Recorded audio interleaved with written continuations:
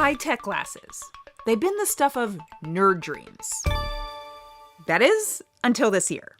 Meta's Ray-Bans? I wore them almost every day. Apple's Vision Pro? I wore it for, well, at least a day. And Meta's Orion prototype? I tried it for long enough to see the future. One thing became very clear this year. No one is going to the metaverse. Instead, tech companies are making progress on glasses that bring digital objects into our real world. Meta's already showing off the dream. Augmented reality glasses that don't look like a hockey helmet. A prototype called Orion. This is the moment. Hello, and welcome to your AR glasses. It's pretty wild. But how do we get from these to that vision of the future? And is that even a future we want? I'll be honest, I can't see a thing in here. Okay, first, to understand where we are today, let's consult my face computing matrix. Trademark pending. We're at two extremes. Over here, we've got stylish, but very basic smart glasses, like the $299 Meta Ray-Bans. They have a camera, speakers, and mics for taking photos, videos, and getting answers from Meta AI. There's no built-in screen. Everything connects to your phone via Bluetooth. Slide along the bulky line, up the power line, and you've got expensive mixed reality headsets, like the $3,500 Apple Vision Pro. They've got displays for doing real computer things, gaming, messaging, watching movies, working, and more. What Apple, Meta, and pretty much every other tech company is aiming for is something right here in the middle. The perfect blend of portability and power. That's where Meta's Orion comes in. I'm ready. Looking through Orion is like looking through a regular pair of glasses, until the holographic displays light up. And now I see this nice interface. I've got my apps that I can pick from. Apple's version uses cameras and screens, so when it's off, it's dark in here. Can't see anything.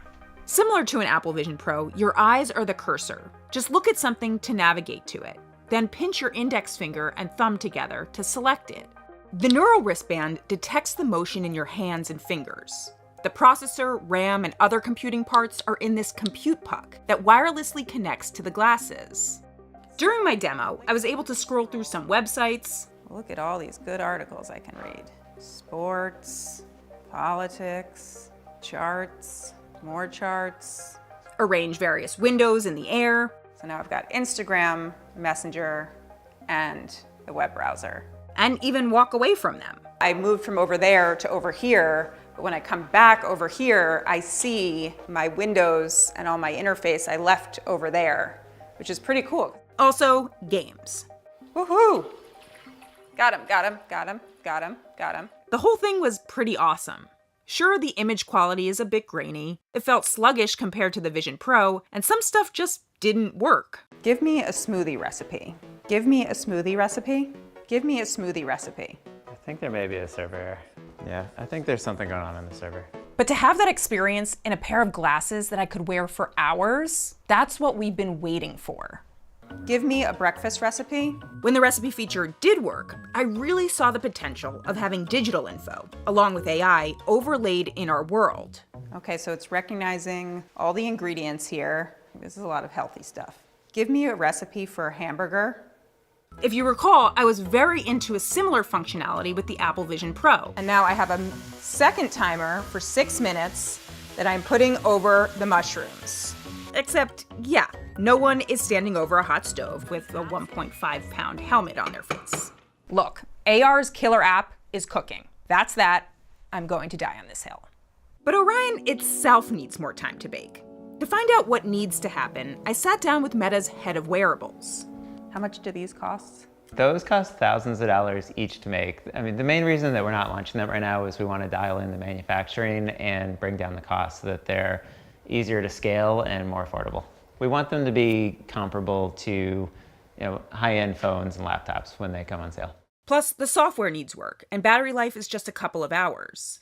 But how are you getting from this to this? There's a number of advances. Obviously, the biggest difference between these is the display. There's no display in these, so we have a pretty substantial investment in different display technologies that we're parallel pathing. And we'll bring multiple technologies and sizes and form factors to market in our roadmap.